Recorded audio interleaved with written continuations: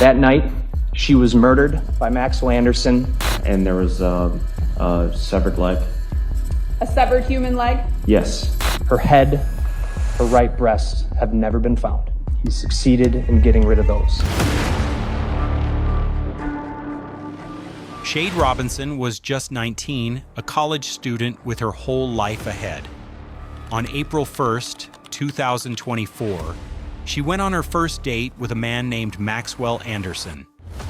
A few hours later, her car was found burning in an empty lot, but she was missing.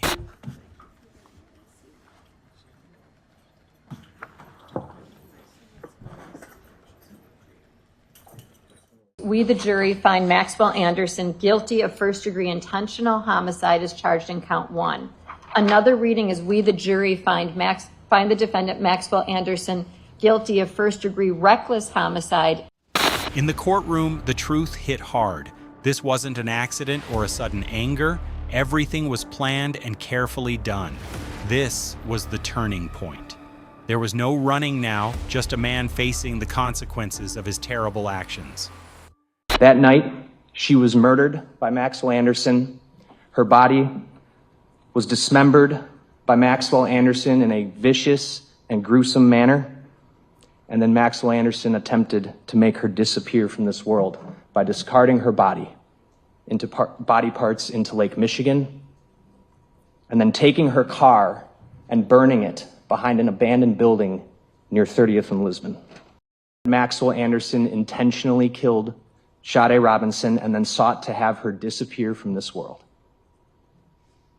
He cut up her body, tried to get rid of her body parts, and tried to cover it up in any way that he could. For doing this, he has been charged with 4 crimes: first-degree intentional homicide, mutilation of a corpse, arson of property for burning the car, and hiding a corpse. 32 headed southbound Hampton on, 45 southbound Hampton on for Apollo return for highway versus Chicago. Any weapons items, sir? No. Head eye, stop. What's going on? Did somebody just radio it?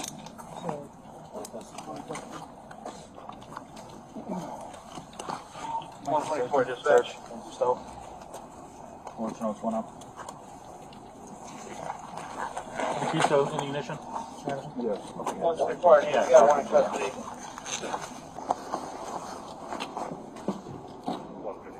I'm just gonna unbutton this just a second, okay? Yeah.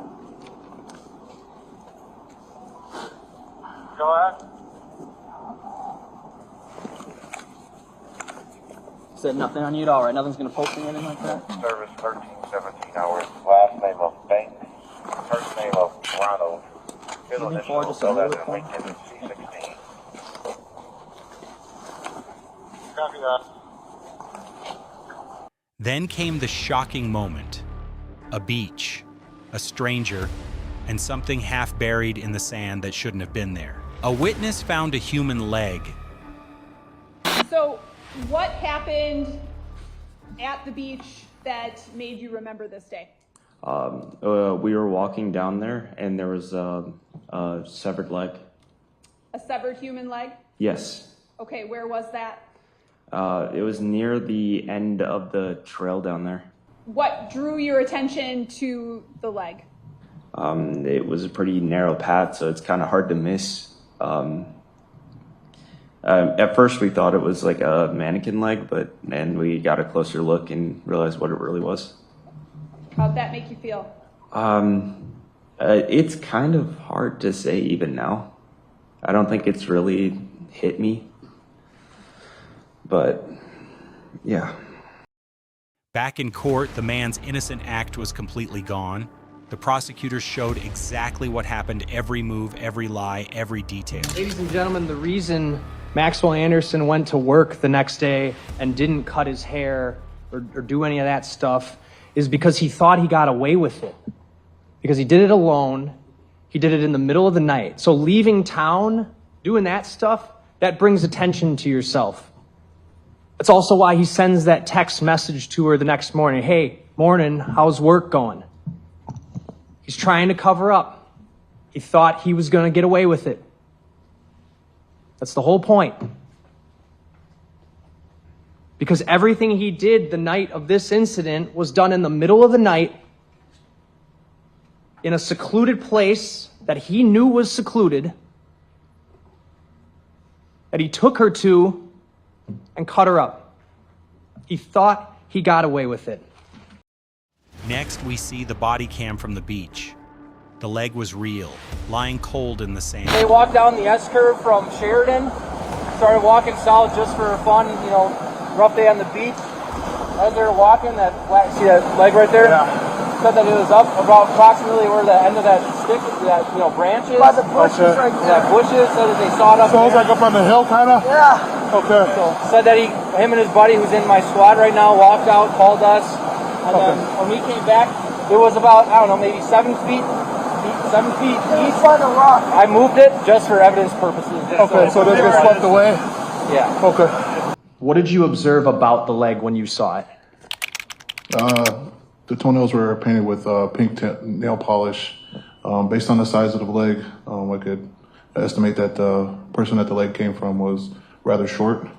The leg didn't appear to be decomposing in any type of way. So I was estimating that it had been placed there relatively, short time ago. Before the tragedy, a video appeared showing Sade Robinson alive, smiling, sitting next to Maxwell Anderson at a bar. It was the last time she was seen safe.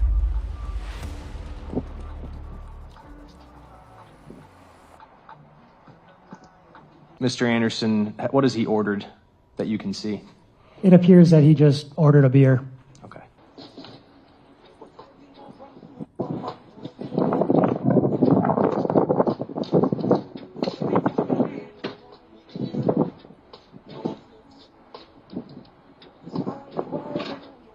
So by 5:21, they're seated together at the bar. Correct.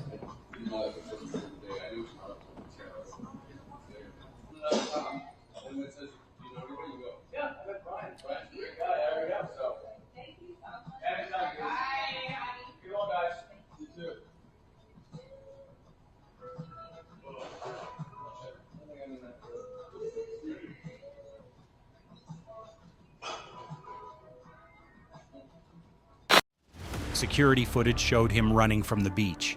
No hesitation, no looking back. Just a man fleeing the scene he claimed he had nothing to do with. And the silhouette's now visible in between the trees. And now the silhouette appears to be hunched over. There are rocks and other things to climb over in that area. The silhouette then moves down and disappears from camera. Then came the defense. Twisted stories and clever excuses were used to try and manipulate the truth. They went out together and went back to Max's house, but that doesn't mean he killed her. How did he do it, and why did he do it? Why would he ever do something like that? They didn't find a murder weapon. What weapon was used to kill Sade? They didn't find any of Sade's blood with all the samples they took throughout that entire house. Every comforter, bed sheet, tabletop, wall, none of it has Sade's DNA. They looked at everything about Max. Internet history, text message history. His text messages with Sade weren't deleted. They looked through his search history. Has he researched how to cut up a body or how to kill someone? No, absolutely not. No evidence of that. Max had nothing to do with these crimes. And the law says it's not enough for him to look guilty or maybe be guilty, or there's a few bad things that look bad. They have to prove it beyond a reasonable doubt. The idea that this happened by chance fell apart. The timeline, the tools, the way the body was hidden, it was all planned. Everything showed one thing. This was meant to end in death. Let's talk about blood. You saw the images of her on that couch. She's out of it. She is gone. There's no blood in there. You heard from the medical examiner how people can die without blood. Strangulation, suffocation. It's no coincidence that she is face down in his cushions in those. That she is so out of it, that he's able to lift her shirt up and grab her breast and yank her pants off without her putting up a struggle. We know as well that the dismemberment, remember the medical examiner talking about the vital reactions, that there were no vital reactions at the areas of amputation. That means no bleeding because she was dead when it happened. And he's doing it down at the lakefront on the shores of a lake on a rainy night. And he talks about no mud, no blood on the shoes or anything like that. He's got this massive backpack with him that he gets rid of, that has never been found. The hoodie, why is it in someone else's dumpster? Why is the hoodie not a hoodie you were wearing while on the date, but a hoodie you're driving around in the middle of the night with? Why is it in a dumpster 2 houses down? Why is her DNA on it? It's because he's the one driving her car around, taking her body to Warnemont Park. No intent to kill? What about all the horrible, disgusting, gruesome things that he did to her body? That shows intent to kill. He brought up this hair on the proximal bone, and his argument was Max was excluded from that hair. Do you remember whose hair that was? It was Sade's hair. He failed to mention that part just now. Just like he failed to bring up the latex gloves he brought up in his opening and said, certainly these gloves played a role in this crime. That was a quote. What a joke. Next, surveillance showed him coming from the same direction where the car was later found, burned and abandoned, calm, steady, with no hurry, just returning from a place already in flames. As you can see, he's carrying a very large backpack. What race does he appear to be? He appears to be a white male.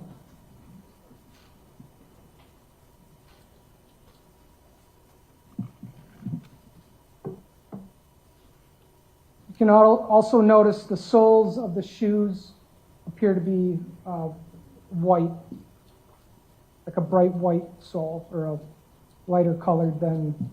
All right, I have it paused at 7:32:33 a.m. Just going to zoom in on them. The soles, you're talking about the shoes down here, correct? Yes, that is correct. Dark pants? Yes. How about the top? It appears to be a dark hooded sweatshirt or zip-up jacket. And large backpack? Yes. In the courtroom, the pieces finally came together. Every frame, every footprint, every lie led straight to him.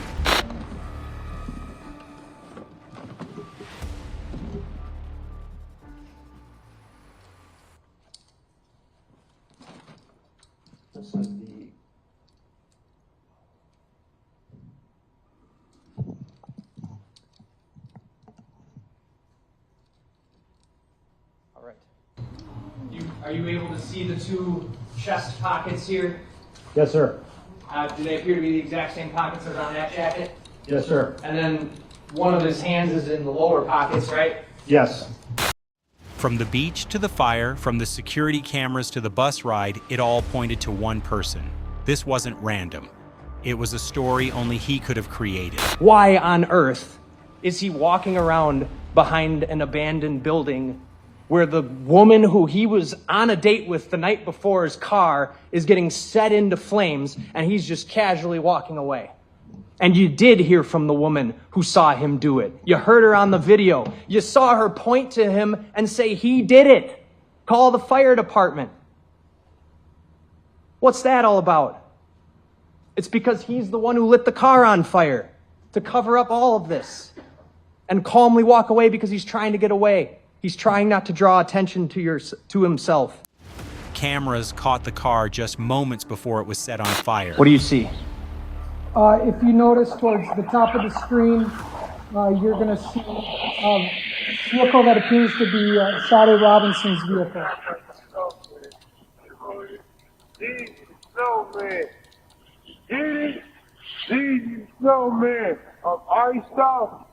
Paused at 2:15. I'm going to switch back real briefly to the map.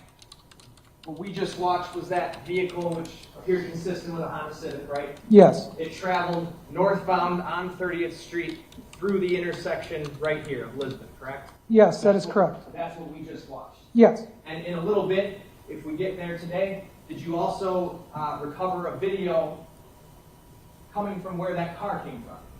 yes. And where is that video on this map? That video is going to be from the H-Bar Cylinder Services, and that's located at 1651 North 30th Street.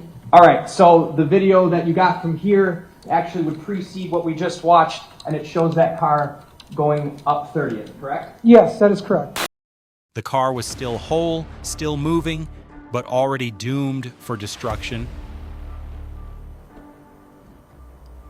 All right, you see the car there? Yes, And the window is rolling up, yes. okay? Able to see anybody in the passenger seat? No, and it appears that there's a heavy amount of condensation on the windows. Continuing from 650-37.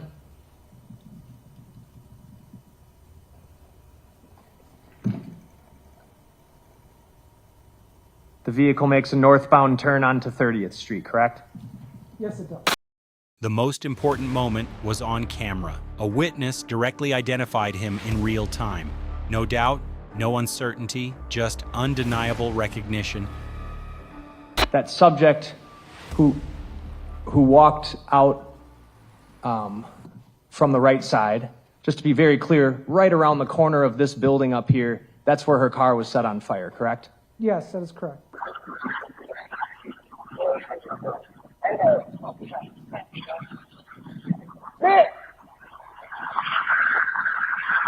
Who did that? He did that. Travel. The car is fucking explode. That's what I think. Somebody needs to call the ambulance. Hey. What did you hear her yelling after that? After you heard he did that? Then she's saying to call the police, call the ambulance. And where does she point? She points in the direction where the subject walks off to, and she's pointing to where the vehicle fire was located. Right after that, he boarded a bus. Calm, collected, leaving without a trace of panic as if nothing had happened.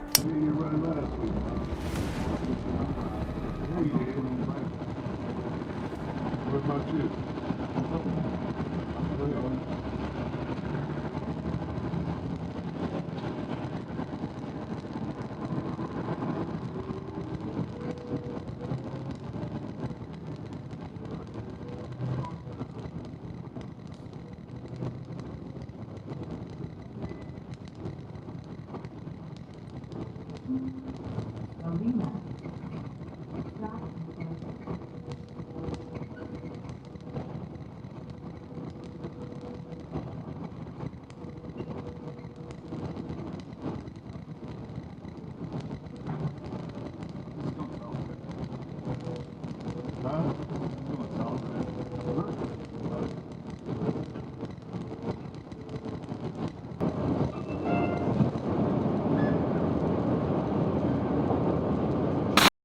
In court, the timeline was laid out perfectly. Every second matched the evidence, no gaps, no guesses, just the clock moving through each moment of the crime. And by 5:29, Sade's leg is found on April 2nd.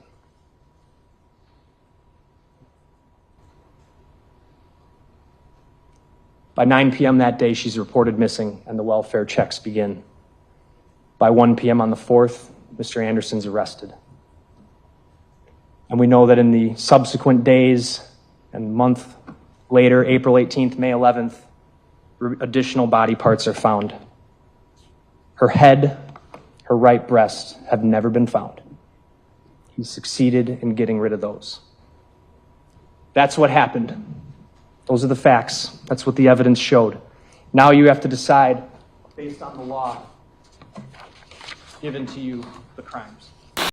What he did behind closed doors wasn't human. It was planned, cold, something only a monster could do. There was no mercy, only control. The defendant caused the death of Sade Robinson, caused the death by criminally reckless conduct under circumstances that showed utter disregard for human life. Did he show any regard for life at all? No. And we know from before that she is coherent, she is not drinking excessively, she's in control of herself. But by 12:05, she is completely incapacitated, face down on his couch. And Anderson is grabbing her exposed right breast with no reaction from her whatsoever. He's pulling her pants down, taking photos while doing these things. This shows she was completely incapacitated, if not deceased, by that time. He intentionally picks an abandoned building to leave her car behind, something that he has no connection to. Intentionally stuffs her clothing that she is wearing that night. The underpants literally pulled off of her body, still in the jeans when they're found partially burned in her trunk. Stuffs her clothes in her trunk. Uses a petroleum distillate to light the car on fire. All of that stuff was done on purpose. Buried in the trash was a sweatshirt, the same one he wore that night, soaked in silence and stained with the truth. After Robinson disappeared, detectives found a severed foot along with pieces of human flesh right near a set of railroad tracks. Investigators said the area was filled with heavy debris, making it very difficult for detectives to determine what was connected to the Robinson case and what was trash. One detective found a pink blanket with Sade Robinson's face on it, also near the place where her car was torched. In court, prosecutors are trying to connect the car fire scene to where those human remains were found, since they're in the same neighborhood. Jurors were shown photos of the severed foot and also of the entire crime scene, which was covered with trash. Detectives on the stand described how difficult the search was due to the weather and debris. And then we've got a mattress and some other items on the ground, right? Yes, I don't recall exactly if that was a mattress or a box. Then they searched his home, drawers, floors, hidden corners. Nothing felt normal. And what they discovered inside made the nightmare even worse. Did you locate anything of note in the basement? We did. Such as? We located the Carhartt shirt that he was seen wearing on video earlier. Where did you locate that shirt? In the dryer. The shirt that you're referring to, is it depicted in Exhibit 241? Yes. Is that shelf? Yes, it is. And can you see anything specifically on top of the shelf? Yes, we located another knife. Showing Exhibit 388. What is that?